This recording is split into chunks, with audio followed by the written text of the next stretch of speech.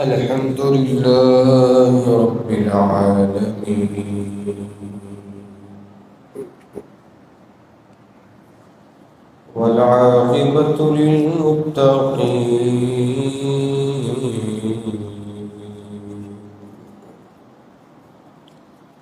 والصلاة والسلام على سيد الأنبياء والمرسلين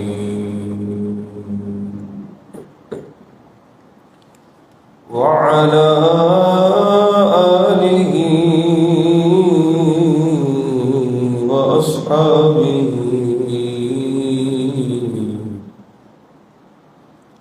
أجمعين.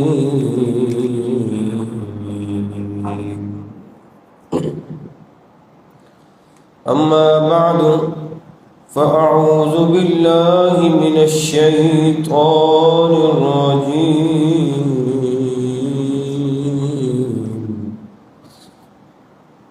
بسم الله الرحمن الرحيم.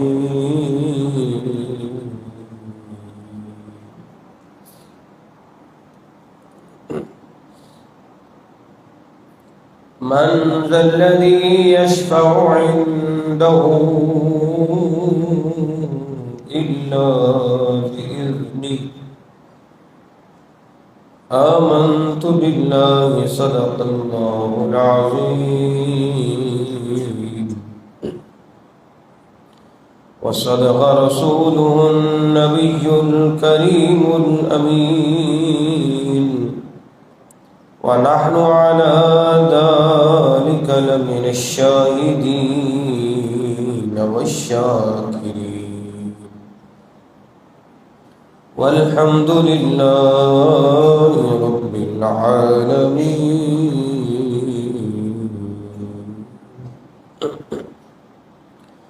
مولاي صل وسلم دائما أبدا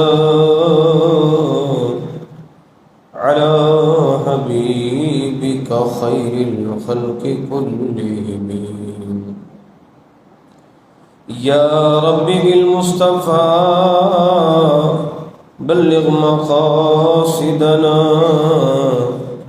واغفر لنا ما مضى يا واسع الكرم.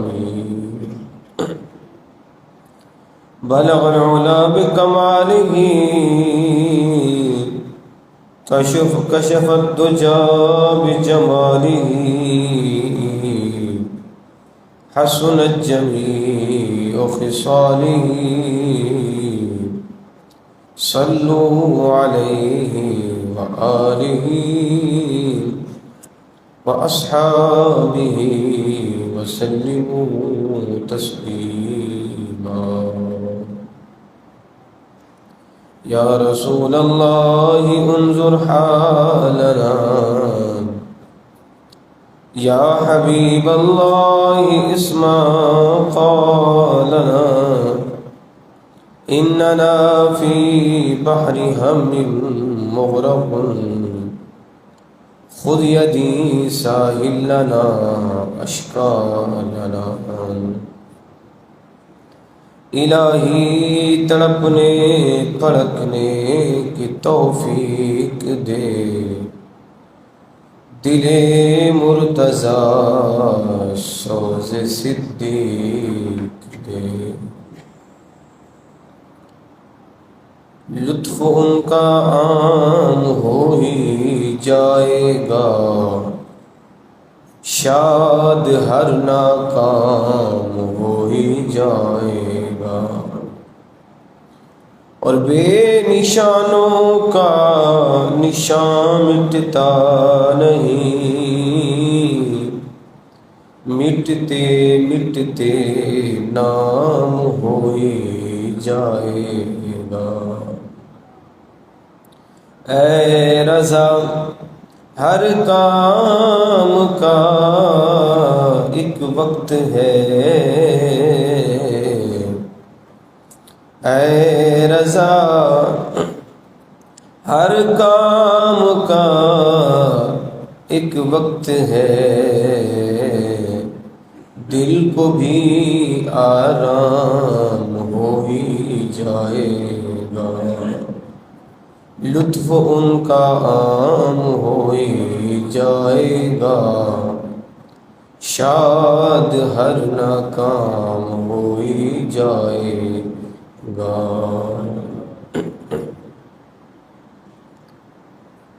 ہم دوسرا حق کے بعد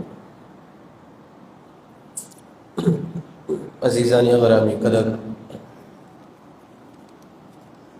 اللہ رب العزت کی بارگاہ میں دعا گو ہوں، رب العزت ہم تمام کے نماز جمعہ کی حاضری کو اپنی بارگاہ میں قبول اور منظور فرمائے۔ گزشتہ جمعۃ المبارک آقا نامدار احمد مختار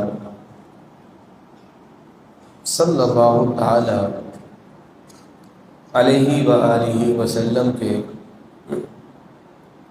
جسم پاک کی لطافت پر گفتگو کر رہے تھے، اور آج انشاءاللہ حضور کے منہ مبارک اور حضور کی زبان مبارک پر ہی بھی کچھ گفتگو ہوگی۔ مکہ مکرمہ میں سرکار مدینہ صلی اللہ تعالی علیہ وآلہ وسلم سے دشمنی کرنے والوں کی تعداد بہت زیادہ تھی، کم و بیش پورا کا پورا مکہ ہی حضور کا جانی دشمن تھا، اور ان میں سر فہرست ابو جہل، ابو لہب، عتبہ، مغیرہ، شعبہ، یہ وہ سرداران قریش تھے کہ جو حضور سے ہمیشہ دشمنی رکھتے تھے اور سرکار کو تکلیف دینے کا موقع تلاش کرتے تھے۔ مکہ المکرمہ میں چند قریشی سردار بیٹھے تھے، ابو جہل تھا، اس میں ابو لہب تھا، ولید بن مغیرہ تھا، اور شعیبہ تھا، نضر بن حارث، یہ سارے تھے۔ تو نضر بن حارث یہ وہ بدبخت تھا، اس نے کہا اگر کوئی موقع مجھے مل جائے معاذ اللہ حضور کو تکلیف دینے کا تو میں موقع ضائع نہیں کروں گا۔ تو سرکار مدینہ صلی اللہ علیہ وسلم کی یہ عادت مبارکہ تھی کہ سردیوں کا موسم ہو یا پھر گرمیوں کا ہو، تو سرکار مدینہ قضائے حاجت کے لیے بہت دور جاتے تھے، بہت دور جا کے سرکار رفع حاجت کے لیے، قضائے حاجت کے لیے تشریف لے جاتے تھے۔ تو سرکار مدینہ بہت دور نکل گئے قضائے حاجت کے لیے، تو یہ جو نضر بن حارث تھا بدبخت، یہ چھپ کر جو ہے سرکار کے قریب پہنچ گیا، قریب تھا کہ یہ معاذ اللہ حضور کو نقصان دیتا، تو لیکن یکدم یہ مبہوت ہو گیا، ڈر گیا، سہم گیا، اور وہاں سے بھاگتا ہوا شہر میں داخل ہوا۔ تو اچانک ابو جہل نے دیکھ لیا، کہا کم وقت کیوں دوڑتا ہوا آ رہا ہے؟ تو نضر بن حارث کہتا ہے کہ محمد صلی اللہ علیہ وسلم کے پیچھے گیا تھا اور تاکہ میں ان کو ختم کروں، لیکن جب میں قریب پہنچا تو اچانک کیا دیکھتا ہوں، لمبے لمبے دانتوں والا شیر جو ہے اس محمد عربی کی چوکیداری کر رہا ہے جی، لمبے لمبے دانتوں والا شیر جو ہے اس محمد عربی کی چوکیداری کر رہا ہے، تو اس لیے میں وہاں سے دوڑتا ہوا آ گیا، میں وہاں سے دوڑتا ہوا آ گیا۔ تو سرکار مدینہ صلی اللہ تعالی وسلم کو بھی، حضور کو جس نے بھی تکلیف پہنچانا چاہی، اللہ نے اپنے فضل سے حضور کی حفاظت فرمائی، حضور کی حفاظت فرمائی۔ تو یہ نضر بن حارث تھا، اور پھر اس کے بعد جو ہے شاہ کونین صلی اللہ تعالی علیہ وآلہ وسلم کو ابو جہل نے بھی نقصان پہنچانا چاہا، اور ابو لہب کہ جو ابو لہب کی بیوی کہ جو سرکار کے لیے راستے میں کانٹے بچھایا کرتی تھی، اور اللہ نے اس کو موت کیسی دی کہ وہ جو رسی سر پہ رکھ کر کانٹے کی گٹھڑی باندھ کے آتی تھی، تو وہ جو رسی تھی نا، رسی تو ایک دن ایسا ہوا وہ رسی سر سے سرک کے گلے میں آ گئی۔ کبھی آپ نے دیکھا ہو لکڑیوں کا گٹھا باندھو اور ایک رسی ہو، ایک تو پورا کپڑا، وہ نہیں، ایک رسی ہوتی ہے خالی رسی میں باندھے، تو وہ رسی اس نے سر پہ رکھی ہوئی تھی اور وہ گٹھا جو ہے لکڑیوں کا لے کے جا رہی تھی، تو وہ جو رسی تھی وہ نکل کے گلے میں آ گئی اور لکڑیوں کا گٹھا پیچھے آ گیا۔ اب ظاہر لکڑیوں کا گٹھا وزنی پیچھے آ گیا، اب جیسے وزن آیا تو وہیں پر اس کم بخت عورت کی موت ہو گئی۔ تو ابو لہب کی جو بیوی تھی، تو جناب صدیق اکبر رضی اللہ تعالی عنہ ارشاد فرماتے ہیں کہ سرکار مدینہ صلی اللہ تعالی علیہ وسلم اور میں حضور ایک جگہ بیٹھے تھے، اور یہ آ گئی حضور کو تلاش کرتے کرتے۔ تو سرکار مدینہ صلی اللہ تعالی علیہ وسلم کو اس نے معاذ اللہ برا بھلا کہنا تھا، یا معاذ اللہ اس نے کوئی گالم گلوچ کرنی تھی، اور فرماتے کہ وہ آئی اور میرے پاس آ کے مجھ سے پوچھ رہی ہے کہ تمہارے ساتھی محمد کا ہے۔ جناب صدیق اکبر فرما رہے کہ حضور میرے ساتھ بیٹھے ہیں، اس کو نظر نہیں آ رہے، اور مجھ سے پوچھ رہی ہے کہ محمد کہاں ہے۔ جناب صدیق اکبر کہتے ہیں یہ تو بیٹھے ہوئے ہیں۔ کہہ رہی نہیں بیٹھے ہو، تم میرے سے مذاق کر رہے ہو، تم میرے سے مذاق کر۔ فرمایا کہ نہیں بیٹھے ہوئے ہیں۔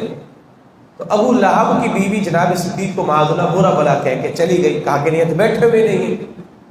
تو وہ چلی گئی، تو صدیق اکبر رضی اللہ تعالی عنہ فرماتے حضور آپ اس کو نظر نہیں آ رہے۔ فرمایا کہ نہیں، رب نے مجھے اس کی آنکھوں سے اوجھل کر دیا تھا، یہ بکواس کرنے کے لیے آئی تھی، رب نے مجھے اس کی نظروں سے اوجھل کر دیا۔ سیدی اعلیٰ سے فرماتے نا حضور نا جان ہے، حضور جان ہے، اور جو جان ہوتی ہے وہ نظر نہیں آتی۔ جان پمانا روح نظر تو نہیں آتی۔ تو اعلیٰ حضرت نے اس پر ایک شعر کہا ہے۔ سیدی اعلیٰ فرماتے کہ جب سرکار مدینہ غار میں تھے نا، غار ثور میں، دشمن تو اوپر آ چکے تھے، اوپر آنے کے باوجود بھی سرکار کو نہ دیکھ پائے، حالانکہ سرکار تو موجود تھے۔ تو اعلیٰ فرماتے کہ وہ جان ہے، جان کیا نظر آئے، سرکار جان ہے اور جان کیا نظر آئے، کیوں عدو گردے غار پھرتے ہیں، کیوں عدو گردے غار پھرتے ہو، کہ سرکار تو جان ہے، جان تو نظر آتی نہیں ہے۔ تو اس لیے حضور جان ہے، جان نظر نہیں آتی۔ تو ابو لہب کی بیوی بھی کھڑی کھڑی ہو کے واپس چلی گئی، کہا مجھے تو سرکار نظر ہی نہیں آ رہے، مجھے تو نظر نہیں آ رہے۔ اللہ اکبر، اللہ اکبر۔ اسی طرح ابو جہل جو ہے، مکے میں ایک شخص آیا، مسافر تھا، تجارت کا سامان لے کے آیا تھا۔ ابو جہل نے اس کا سامان لے لیا، اس کو پیسے نہیں دیے۔ اب وہ جس کے پاس بھی جاتا ہے کہ جناب مجھے اس بدبخت سے میرے پیسے دلواؤ، اب ظاہر ہے مکے کا سردار ابو جہل، اسے جا کے کون کھڑا کرے، تو سارے کوئی بھی آگے نہیں بڑھ رہا۔ اب وہ شخص چلتے چلتے حضور کی بارگاہ میں آ گیا، حضور میں نے سنا ہے کہ آپ عبد المطلب کی اولاد میں سے ہیں اور آپ غریبوں کا غم کھاتے ہیں، آپ کرم فرمائیں۔ سرکار مدینہ کھڑے ہوئے، ابو جہل کے دروازے پہ دستک دی، کہا کہ اس کے پیسے واپس کرو۔ اب لوگ تماشا دیکھ رہے ہیں کہ محمد صلی اللہ علیہ وسلم جا رہے ہیں اور ابو جہل معاذ اللہ ان کو برا بھلا کہہ کے وہاں سے بھگا دے گا۔ اب سارے سرداران قریش بیٹھے تماشا دیکھ رہے ہیں، اب دیکھو اب ان کے ساتھ ہوتا کیا ہے۔ حضور آگے آئے، جیسے فرمایا کہ اس کے پیسے دو۔ ابو جہل اندر دوڑتا ہوا گیا، پیسے لائے، حضور کے ہاتھ میں تھمائے، حضور نے اس شخص کو دیے، سرکار چلے۔ اب سارے چلے گئے، بڑا پھنڈے خواہ بنا پھرتا ہے، تیرا بھتیجا آیا تو اس سے ڈر گیا اور تو کسی کی بات سننے پر آمادہ نہیں تھا۔ اس نے کہا بدبختو، بات یہ ہے کہ محمد کے پیچھے اللہ نے 2 بڑے سینگوں والے بیل کھڑے کیے ہوئے تھے، 2 بڑے سینگوں والے بیل کھڑے تھے، اور وہ مجھے گھور گھور کے دیکھ رہے تھے. اگر میں محمد کی بات نہ مانتا تو وہ 2 سینگوں والے بیلوں نے اپنے سینگ میرے پیٹ میں گھسیٹ دینے تھے, پیٹ میں گھسیٹ دینے تھے. اللہ اکبر. سرکار مدینہ صلی اللہ تعالی علیہ وآلہ وسلم حتیم کعبہ میں ابو جہل بیٹھا تھا, سارے سرداران قریش بیٹھے تھے. ابو جہل نے آج بات یہ ٹھان لی تھی کہ حضور آئیں گے میں کھڑا نہیں ہوں گا. کھڑا ہونے کا مطلب کیا ہے؟ آپ نے اس کو عزت دی ہے, میں کھڑا ہوں گا ہی نہیں. سارے سرداران قریش بیٹھے ہوئے. اب جیسے سرکار کی آمد ہوئی ابو جہل کھڑا ہو گیا. تو نے تو کہا میں نہیں کھڑا ہوں گا. کہا میرا پروگرام یہی تھا نہیں کھڑا ہونے کا, مگر کسی نے کان سے پکڑ کے مجھے کھڑا کر دیا. تو کان سے پکڑ کے جناب جبریل نے کھڑا کر دیا. اور یہی معاملہ جناب عبد المطلب کے ساتھ بھی ہوا تھا. جب ابرہا نے عبد المطلب کو بلایا نا کہ تم جو ہے اپنے اونٹ لے کے پہاڑ پہ چلے گئے, تمہیں کہ خانہ کعبہ کی فکر نہیں ہے, اور میرے ہاتھی تمہارے خانہ کعبہ کو ڈھانے لگے ہیں, تم کوئی مذاکرات کرنے کے لیے نہیں آ رہے, ہم سے کوئی بات نہیں کر رہے. جناب عبد المطلب کو بلوایا ابرہا نے. حضور کے دادا جان جناب عبد المطلب جب آئے نا تو ابرہا جو ہے وہ اپنے تخت پر جو براجمان بیٹھا تھا. وہ بادشاہ کبھی کسی کے لیے کھڑا نہیں ہوا تھا. جیسے حضور کے دادا جان جناب عبد المطلب کی آمد ہوئی, ابرہا بھی آپ کے استقبال میں کھڑا ہو گیا. تو انہوں نے کہا تو کیوں کھڑا ہو گیا ہے؟ تو بادشاہ ہو کے کبھی کسی کے لیے کھڑا نہیں ہوا, تو ان کے لیے کیوں کھڑا ہو گیا ہے؟ کہا کہ یہ جو آنے والا شخص تھا نا, اس کی پیشانی میں نور تھا, اس نور کے جلال سے میں کھڑا ہو گیا, بس نور کے جلال سے کھڑا ہو گیا. تو آقا کریم صلی اللہ تعالی علیہ وآلہ وسلم کو جس نے بھی نقصان پہنچانا چاہا ہے, اللہ رب العزت نے اپنے حبیب کے صدقے ان کی حفاظت فرمائی. سرکار مدینہ حتیم کعبہ میں نماز پڑھ رہے تھے. ابو جہل نے ارادہ کیا جیسے سرکار نماز پڑھ رہے ہوں گے پتھر لے کے جاؤں گا, معاذ اللہ حضور کے سر انور کو کچل دوں گا. اور پورا پروگرام بنا کے آیا تھا. اب جیسے وہ لے کے آیا پتھر, سرکار مدینہ صلی اللہ علیہ وسلم نماز پڑھ رہے تھے, اور حضور اکرم نور مجسم صلی اللہ تعالی علیہ وسلم کے پاس جب ابو جہل پہنچتا ہے, کیا دیکھتا ہے؟ اللہ نے حفاظت کے لیے, حضور کی حفاظت کے لیے ایک بیل کو کھڑا کیا ہوا ہے, جسے ابو جہل دیکھ کر پتھر پھینک کر وہیں سے بھاگ گیا. مانتے سب تھے, وہ ایک ہڈ دھرمی تھی, اس ہڈ دھرمی کی وجہ سے حضور کا کلمہ نہیں پڑھتا. بس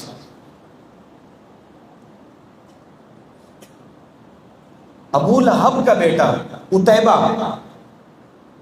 سرکار مدینہ نے ان کو بددعا دی تھی, فرمایا اے پروردگار اپنے کتوں میں سے ایک کتا اس پر مسلط کر دے جو اسے چیر پھاڑ کر دے. ابو لہب نے اپنا سامان بھیجا قافلے کا, ملک شام جا رہا تھا. تو ابو لہب نے خصوصی طور پر کہا تھا کہ میرے اس بیٹے کا خیال کرنا, کیونکہ اس محمد نے یہ لفظ کہے ہیں, ہم نے اس کو ہمیشہ سچ پایا ہے اور یہ ہو کے رہے گا. جب رات کو کہیں پہ سونا ہو تو حفاظت ضرور کرنا. ملک شام کو سفر پہ گئے تو راستے میں پڑاؤ کیا, تو ابو لہب کے بیٹے کو وہاں کے لوگوں نے کہا کہ یہاں پڑاؤ کر رہے ہو, یہ جو علاقہ ہے نا یہاں یہ درندے رہتے ہیں. تو انہوں نے کہا ایسا ہے کہ اب حضور کی بددعا تو ہوگی, دعائے ضرر دعائے جلال. انہوں نے ایک اونچی جگہ بنائی, وہاں پر ابو لہب کے بیٹے کو سلایا. رات کو شیر آ گیا. شیر آنے کے بعد وہ پورے قافلے والوں کو جا کے سونگھتا ہے. یہاں سے ایک بات کرنے لگا ہوں, پورے قافلے والوں کو شیر آ کے نا سونگھتا ہے. جب سونگ کے دیکھتا ہے کہ وہ تو نہیں ہے کہ جس کو میں نے چیر پھاڑ کرنی ہے. اچھا سونگ کیا رہا تھا؟ سونگ یہ رہا تھا کہ مجھے کس کے منہ سے گستاخی رسول کی بو آ رہی ہے. اس سے ایک بات تو یہ بھی پتہ چل گئی, گستاخ کے منہ سے گستاخی رسول کی بدبو آتی ہے. مجھے وہ بدبو تو نہیں آ رہی گستاخی والی.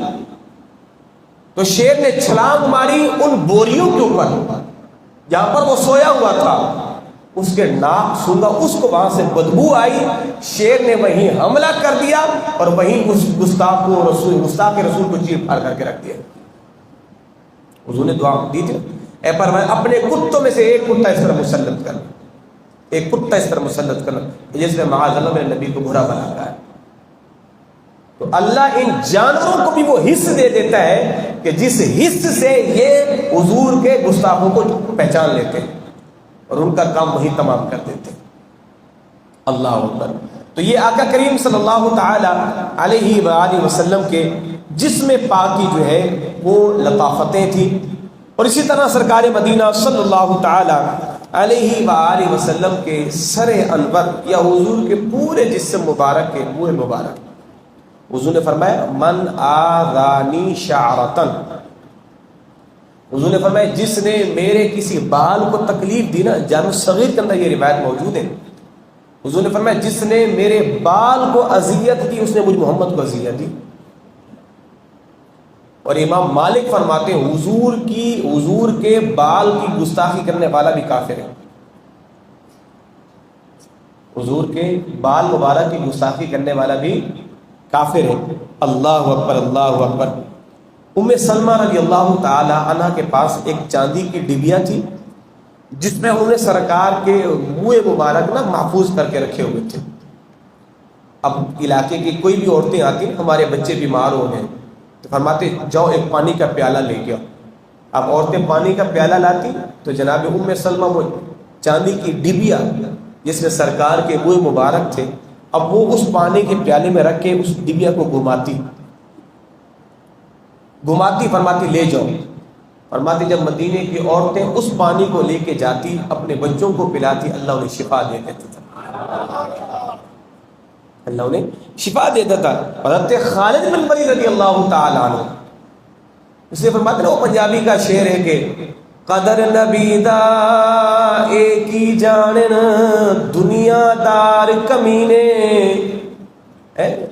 تو کہتے حضور کا قدر یہ دنیا دار کمینے کیا جانے، قدر نبی دا ایک ہی جانن دنیا دار کمینے، قدر نبی دا جانن والے سو گئے وچ مدینے۔ جو حضور کا قدر جانتے تھے وہ تو مدینے میں سارے سوئے ہوئے ہیں۔ قدر نبی دا اللہ جانے یا جانے اصحابی، میرے نبی کی قدر یا تو اللہ جانتا ہے یا حضور کے اصحاب جانتے ہیں۔ قدر پانی دا مچھلی جانے یا جانے مرغابی، جس طرح پانی کی قدر و قیمت مچھلی یا مرغابی جانتی ہے نا، اس طرح میرے نبی کی قدر و قیمت یہ اللہ جانتے یا حضور کے اصحاب جانتے، بس۔ باقی تو ہیں کمینے سارے کہ جو حضور کے مقام کو نہ جان سکے۔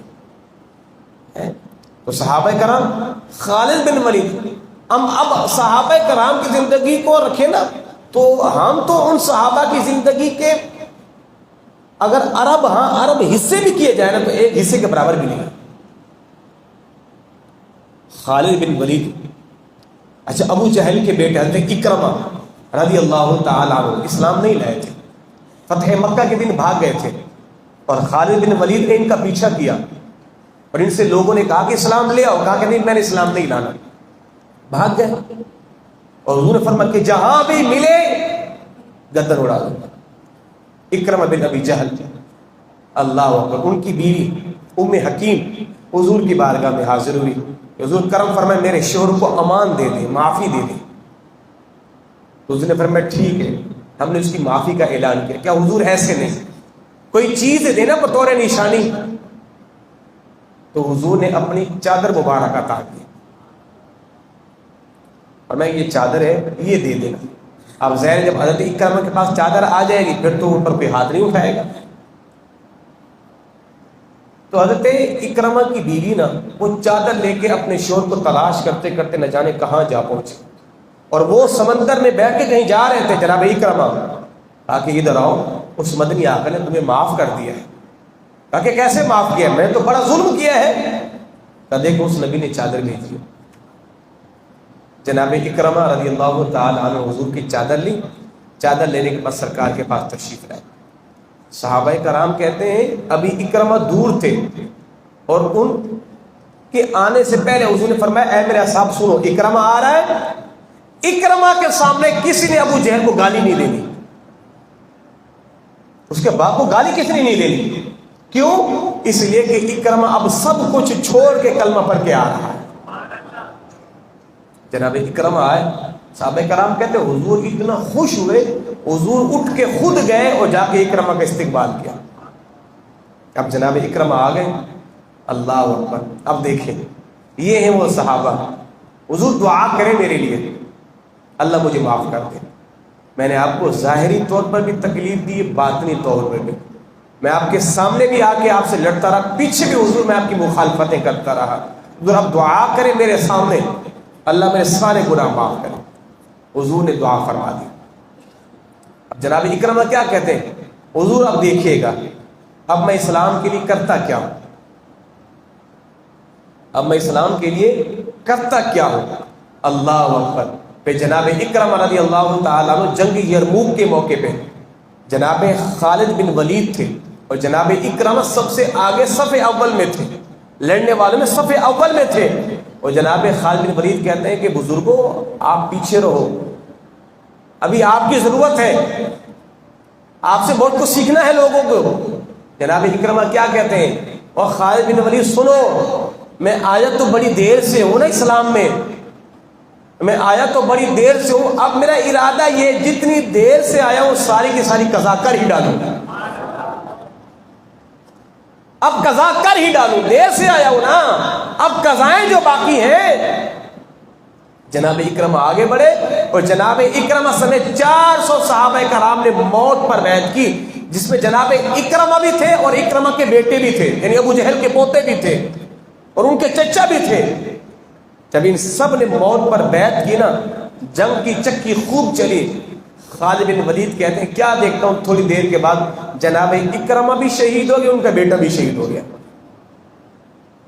اور پھر کیا تھا، جناب خالد بن ولید آئے اور ایک ران میں جناب اکرمہ کا سر رکھا اور ایک میں اپنے ان کے بیٹے کا سر رکھا، اور اتنے میں ابھی کچھ رمق زندگی کی باقی تھی جناب اکرمہ میں، اور جناب اکرمہ نے آنکھیں کھول کے خالد بن ولید سے کیا فرمایا، اے خالد گواہ رہنا، اے خالد گواہ رہنا، ہم آئے تو بعد میں تھے، ہم نے قضائیں پوری کی ہیں، اور مرتے دم تک ہم حضور کے کلمے پر راضی بھی تھے، اور حضور کی عزت اور ناموس کا دفاع کرتے دنیا سے جا بھی رہے ہیں۔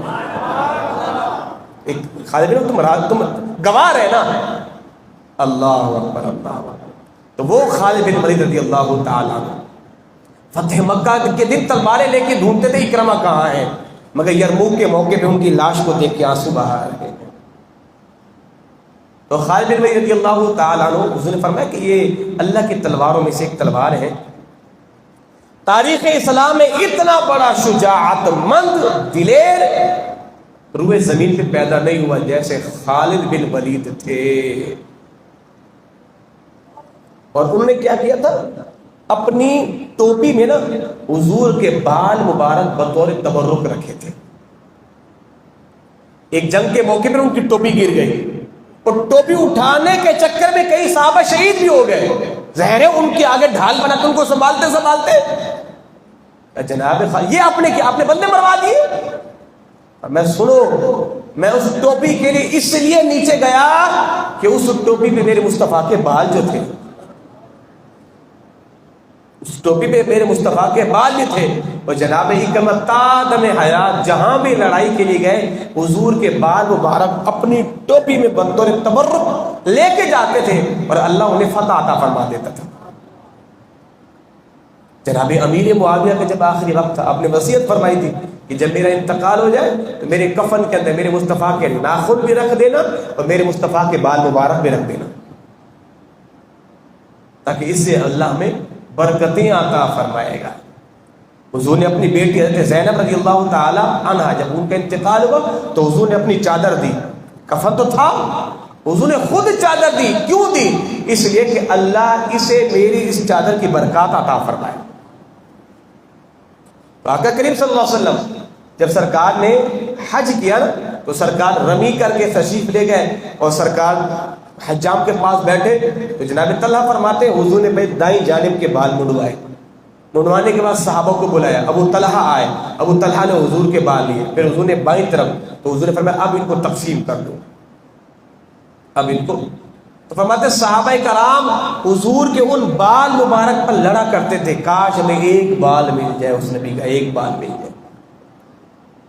جناب انس رضی اللہ تعالی عنہ جب آپ کا آخری وقت تھا تو آپ وصیت کر کے گئے تھے کہ جب میرا انتقال ہو جائے تو میرے مدنی آقا کا ایک بال لے کے میری زبان کے نیچے رکھ دینا. یہ تھے صحابہ, یہ محبتیں ہیں حضور سے. ہم تو انگوٹھے بھی چومتے ہوئے دیکھتے ہیں کہ انگوٹھا چومو کیسا لگے گا, یہ پڑھے لکھے لوگ ہیں, کہیں انگوٹھا چومنے میں لوگ اس کو معیوب تو نہیں سمجھے. ہم نے محبتیں کیا کی ہیں؟ ہم تو داڑھی رکھتے ہوئے بھی شرماتے ہیں, پتہ نہیں کہ چاچا رشتہ دے گا کہ نہیں دے گا, داڑھی رکھ لی اب میں نے. یہی حال ہے نا بس. یہ ہم سنتوں پہ عمل, یہ ہماری محبت ہے حضور سے. ہم تو داڑھی رکھتے ہوئے شرماتے ہیں, پتہ نہیں داڑھی رکھ لی کل کو مجھے ملا نہ کہیں, مجھے مولوی نہ کہیں. یہ محبت کی ہم نے اللہ کے رسول سے. امام مالک رضی اللہ تعالی عنہ کو پتہ چلا ایک شخص سے, وہ جی وہ کدو لوکی نہیں کھاتا, جی مجھے پسند نہیں ہے. آپ کوڑا لے کے پہنچ گئے اور میں خبردار آج کے بعد اگر تو نے کہا مجھے پسند نہیں, 8 کوڑے ماروں گا, توبہ کر. حضور کو پسند ہے, تو کہے مجھے بھی پسند ہے. صحابہ کہاں صحابہ, کریم آقا مدنی آقا کے صحابہ جو ہے وہ بیٹھ کے کھانا کھا رہے تھے تو ان کے ہاتھ سے نوالا گرا, اس کو صاف کر کے کھایا. تو کہا یہ کیا کر رہے ہیں, چھوڑ دے. کہا ان خبیثوں کے لیے, ان نامرادوں کے لیے, ان بے ختنہ کیے لوگوں کے لیے اپنے نبی کی سنت کو چھوڑ دیں, ہم کبھی بھی نہیں چھوڑیں گے. ہم جناب عمر سے کہا, جناب عمر جب گئے بیت المقدس میں آپ نے اپنے جوتوں کو اٹھایا اور بغل کے نیچے رکھ لیا, پانی سے گزرنے لگے تو جوتے اٹھا کے کہا حضرت یہ ہمیں دیجیے, ہم سنبھالیں گے. لوگ کیا کہیں گے؟ کہا لوگوں کو دفع کرو. اللہ نے جو عزتیں دی سرکار کے صدقے عطا کیے ہیں. اب حضور کے دین پر جو ہے وہ ہم عمل بھی جو ہے وہ آئیں بائیں شائیں کر کے لوگوں کے مزاجوں کو دیکھ کے عمل کرتے ہیں. میں نے کہا نا ہم تو جناب علی وہ ہاتھ بھی یوں اٹھا کے دعا نہیں مانگ سکتے. لوگ پتہ نہیں کیا کہیں گے, یار یہ زیادہ مستحق کہ اللہ سے اتنے گڑ گڑا کے مانگ رہے ہیں. یہ اسٹیٹس بن گیا ہے, یعنی اب دعا یوں مانگنی ہے, یوں. یہ اسٹیٹس ہے لوگوں کا. کبھی آپ نے دیکھا ان مالداروں کو, ان عیاشوں کو, ان بڑے بڑے جو ہے وہ امیر کبیروں کو کبھی رب کی بارگاہ میں یوں رو رو کے دعائیں مانگی ہو, کبھی دیکھا ہے آپ نے؟ ان کو طرف سے مانگتے بھی شرم آتی ہے, سر پہ ٹوپی پہنتے ہی شرم آتی ہے. کبھی ارے اتارو یار ٹوپی, کیا کہیں گے لوگ. حضور نے فرمایا عرب, اہل عرب کی زینت عمامہ, اور مرد کے تو حکم ہے سر کو ڈھانپ کے رکھے. لوگ تو ٹوپی تک نہیں پہنتے, سر یوں ڈھانپتے ہی نہیں ہے. تو ہم کہاں کھڑے ہوئے؟ اللہ اکبر. آقا کریم صلی اللہ علیہ وسلم مولا کائنات کی اللہ تعالیٰ فرماتے کہ جب صحابہ کہیں سے گزرتے نا کسی جگہ سے تو وہاں اتر جاتے, اترنے کے بعد کچھ دیر پیدل چلتے یا دیوار سے لپک لپک کے چلتے, کہیں بیٹھتے کہیں اٹھتے. کہا یہ کیا ماجرا ہے؟ کہتے ہم نے ایک دفعہ سرکار کو یہاں سے گزرتے دیکھا, حضور نے ایسا ایسا کیا تھا, ہم تو سنتوں پہ عمل کر رہے ہیں. دھاگا لگے, یعنی چلتی سواری سے اترتے پھر چڑھتے, کیونکہ حضور نے ایسا کیا تھا. وہ صحابہ. ہم اپنی زندگی کو دیکھیں, ہم تو ایک سنت کے چہرے پہ نہیں سجا سکے صاحبوں, ہم تو ایک سنت پر بھی عمل نہیں کر سکے. ہمارا عشق کہاں؟ تو صحابہ کے عشق کے ارب حصے کیے جائے نا تو ایک قطرے کے برابر بھی ہمارا عشق مصطفیٰ نہیں ہوگا. محبتیں تو صحابہ نے کی ہیں حضور سے, جبھی تو اللہ نے انعام دیا نا, وَكُلًّا وَعَدَ اللَّهُ الْحُسْنَىٰ, اے پروردگار ہم تمہارے آپ کے ہر صحابی سے نیکی کا بھلائی کا وعدہ کر چکے ہیں. رضی اللہ عنہم ورضوا عنہ, اللہ ان سے راضی ہے, اللہ سے راضی ہے. یہ تھے صحابہ. حضور کو یہ بات پسند ہے, یہ بالکل ہمیں بھی پسند ہے. حضور کو نہ پسند ہو, ہمیں بھی نہ پسند ہے. سرکار مدینہ صلی اللہ علیہ وسلم کے منہ مبارک کی جو تعظیم صحابہ نے کی, اللہ اکبر اللہ اکبر. کائنات میں جناب عروہ بن مسعود آئے تھے رپورٹ لینے کے لیے مسلمانوں کی, حدیبیہ کے موقع پہ دیکھا تو گئے, کہا خدا کے بندو تم ان سے لڑو گے؟ آج تک میں نے کسی بادشاہ کی تعظیم اتنی نہیں دیکھی. میں نجاشی کے دربار میں گیا, کیسر و کسریٰ کے دربار میں گیا, مگر جتنی تعظیم اصحاب محمد کی کرتے ہیں اتنی تعظیم میں نے آج تک سروے زمین پہ نہ کسی کی کرتے دیکھی ہے, نہ ایسی بھی کہانی پڑھی ہے. جو نبی کا پانی گرے لپک کر اس پانی کو ہاتھوں میں لے لیتے ہیں, نبی کے بال مبارک گرے لپک کر ہاتھوں میں لے لیتے ہیں, تو بھلا اس نبی کو تم تلواریں دکھاؤ, وہ صحابہ برداشت کر لیں گے؟ کہا کائنات میں ایسے جانثار پیدا ہی نہیں ہوئے. اللہ اکبر. تو آقا کریم صلی اللہ تعالی علیہ وآلہ وسلم، تو یہ سرکار مدینہ صلی اللہ تعالی وسلم کے بال مبارک، ان کی تعظیم، ان سے استفادہ، ان سے جو ہے جناب انس رضی اللہ تعالی، جناب ابن سیرین فرماتے ہیں میں نے حضرت عتیبہ سے کہا کہ میرے پاس حضور کے بال ہیں، اور جناب عتیبہ کیا کہتے ہیں، کاش میرے پاس بھی ایک بال ہوتا. فرماتے اگر مجھے ایک بال حضور کا مل جائے نا، دنیا و ما فیہا، دنیا سے بہتر میرے لیے سب سے بڑا خزانہ ہے حضور کا ایک بال مبارک مل جائے. اللہ ہم سبوں کو حضور سے پکی سچی محبت کی توفیق عطا فرمائے، حضور کے دین کے لیے کچھ کریں، حضور کے دین کے لیے کچھ کریں، اپنا اوڑھنا بچھوڑنا حضور کا دین بنا لیں. میں نے اس دن بھی رات کو محفل میں کہا تھا اپنی شکل محمدی بناؤ یار.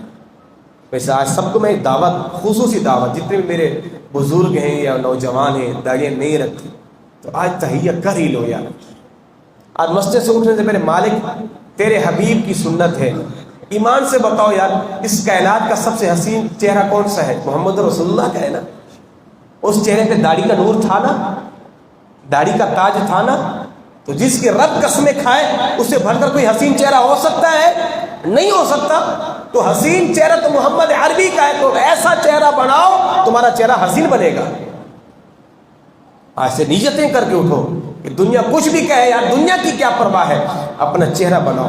میرے مدنی آقا نے فرمایا نا کہ جس نے میری ایک سنت کو زندہ کیا اللہ اسے 100 شہیدوں کا ثواب عطا کرے گا.